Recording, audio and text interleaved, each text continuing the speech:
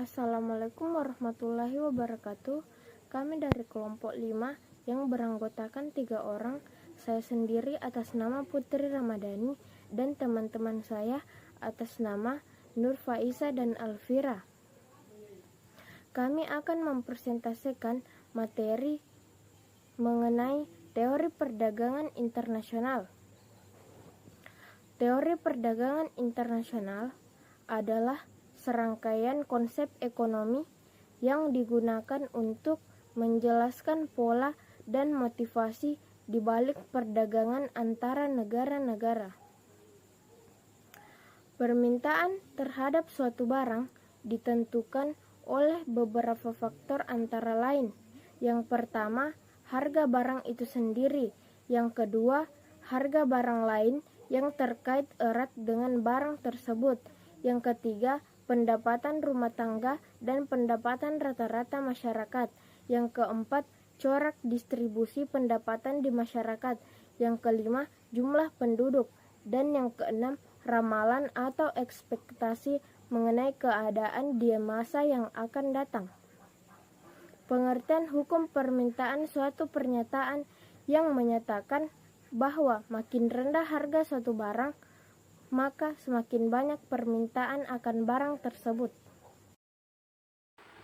Daftar permintaan untuk memperjelas akan diilustrasikan dalam contoh sebagai berikut.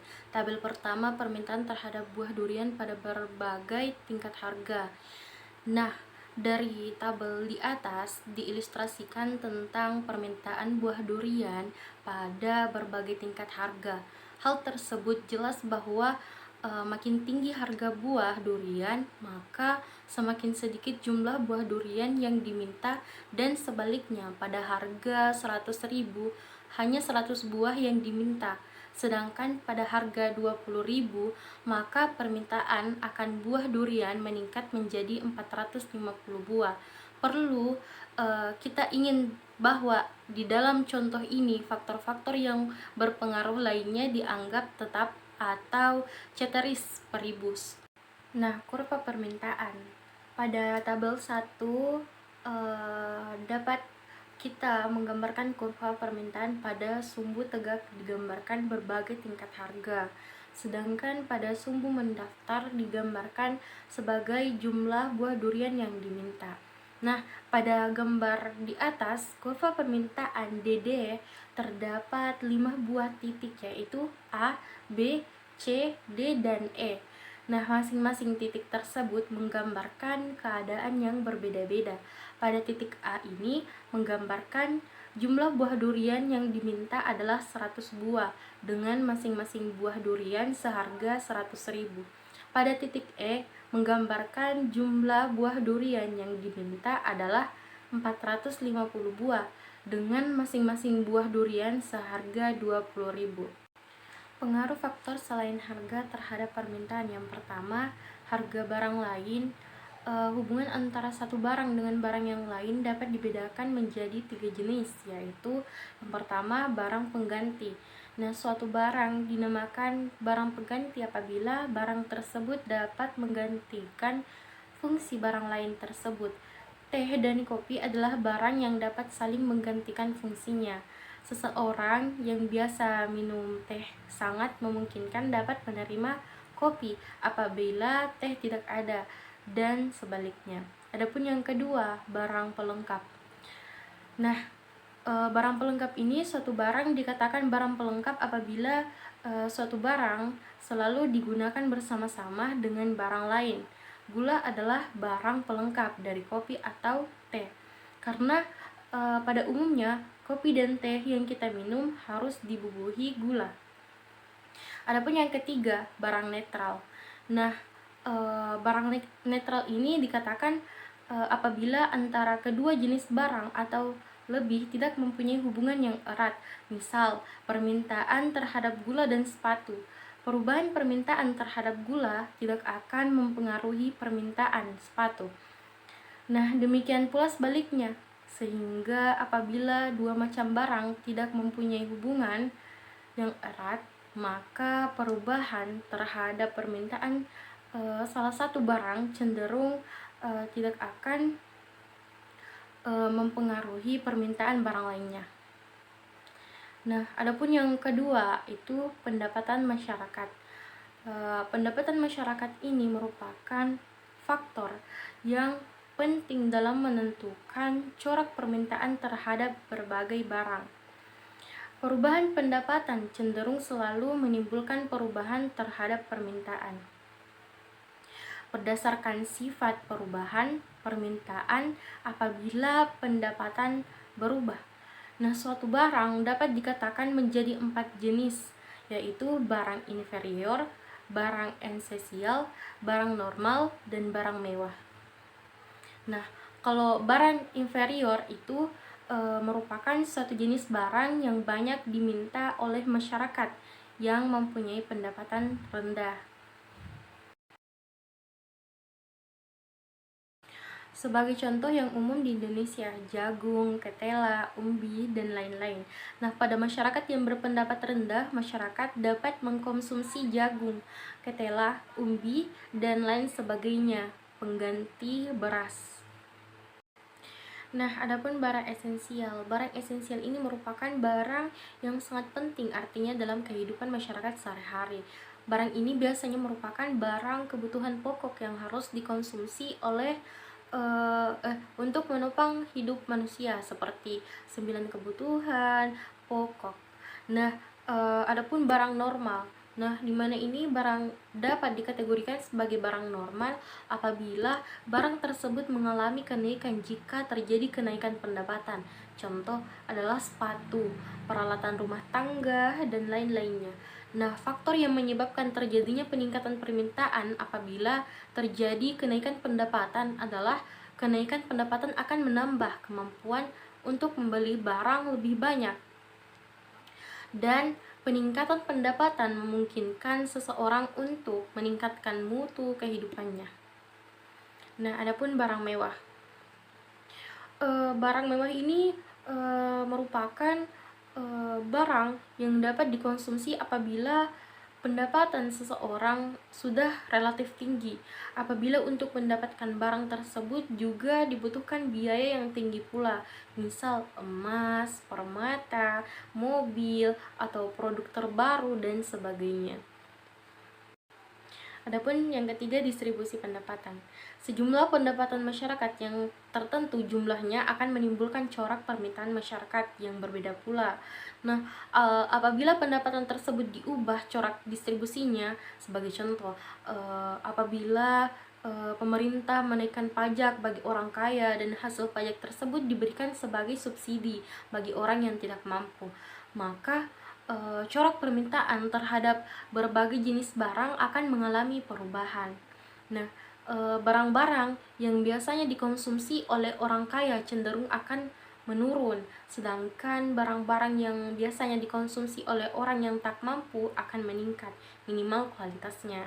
Kemudian ada yang keempat, ada cita rasa masyarakat. Nah, cita rasa ini sangatlah berpengaruh terhadap jumlah permintaan. Sebagai contoh, pada era tahun 1960-an, relatif sedikit orang yang mengkonsumsi produk dari negara Jepang. Nah, masyarakat lebih banyak mengkonsumsi produk dari Eropa ataupun Amerika.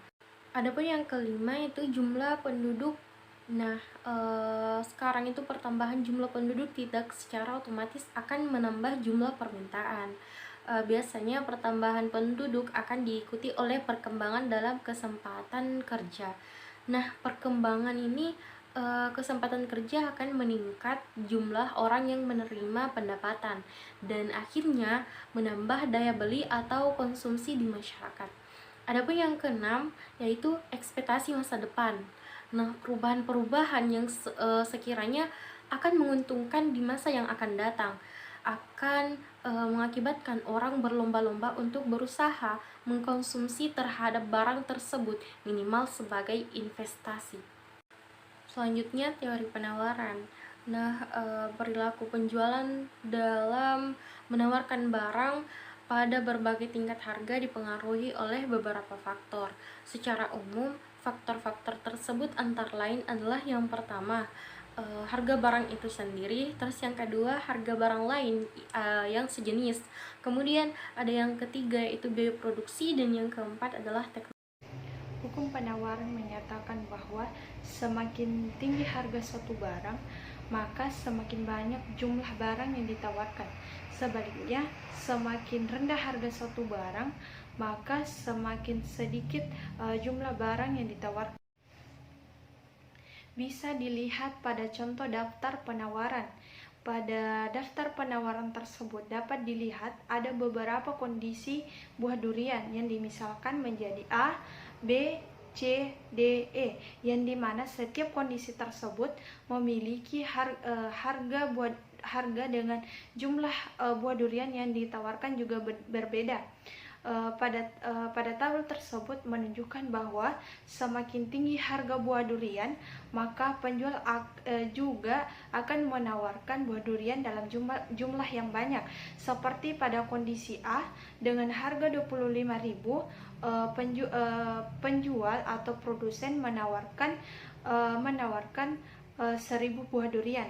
Sebaliknya, semakin rendah atau murah buah durian, maka penjual hanya menawarkan dalam jumlah yang sedikit. Seperti pada kondisi E dengan harga 5.000, penjual hanya menawarkan 200 buah. Kurva penawaran adalah suatu kurva yang menunjukkan hubungan antara harga suatu produk dengan jumlah barang yang ditawarkan. Dapat dilihat pada contoh kurva penawaran pada gambar, ada dua garis, yaitu garis P dan garis Q, yang dimana garis P ini menunjukkan harga buah durian dan garis Q ini menunjukkan buah durian yang ditawarkan. Sedangkan pada titik-titik berwarna hijau dan biru merupakan hubungan antara harga buah durian dengan jumlah buah durian yang ditawarkan. Selanjutnya pada garis berwarna merah yang menghubungkan titik-titik tersebut disebut dengan kurva penawaran yang disimbolkan dengan SS. Dari kurva tersebut dapat disimpulkan bahwa harga suatu barang dengan jumlah barang yang ditawarkan saling berhubungan dalam hukum penawaran. Pengaruh faktor selain harga terhadap penawaran. Pertama, harga barang lain yang sejenis. Kondisi real di masyarakat terhadap persaingan antara produk sejenis pengganti, yaitu antara suatu barang dengan barang yang lain dalam memenuhi kebutuhan. Hal ini akan berdampak dalam persaingan menawarkan suatu barang atau produk. Sebagai contoh, dalam memproduksi susu di luar negeri mengalami kenaikan harga, maka mengakibatkan harga produk tersebut, harga produk susu tersebut juga naik atau mahal. Hal ini mengakibatkan konsumen di dalam negeri akan beralih ke produk susu di dalam negeri yang lebih murah. Hal ini akan mendorong produsen lebih meningkatkan kualitas dan meningkatkan produk yang ditawarkan. Kedua, biaya produksi. Biaya produksi yang dikeluarkan untuk faktor produksi sangat penting karena pengeluaran tersebut sangat berperan penting dalam menentukan biaya produksi. Tanpa adanya peningkatan produktivitas dan efisiensi, kenaikan biaya produksi pada faktor produksi akan mengakibatkan kenaikan biaya produksi. Dari kenaikan biaya produksi tersebut dapat dipastikan akan mengurangi keuntungan serta penawaran cenderung menurun. Ketiga yaitu teknologi. Kenaikan produksi dan ekonomi yang meningkat pada umumnya dipengaruhi oleh teknologi yang modern. Hubungannya dengan penawaran, teknologi berpengaruh terhadap dua hal. Pertama, produksi dapat ditingkatkan lebih cepat dan biaya produksi lebih menurun atau murah. Itulah tadi persentase dari kami mengenai teori perdagangan internasional. Sekian Dari kami, kurang lebihnya mohon dimaafkan. Assalamualaikum warahmatullahi wabarakatuh.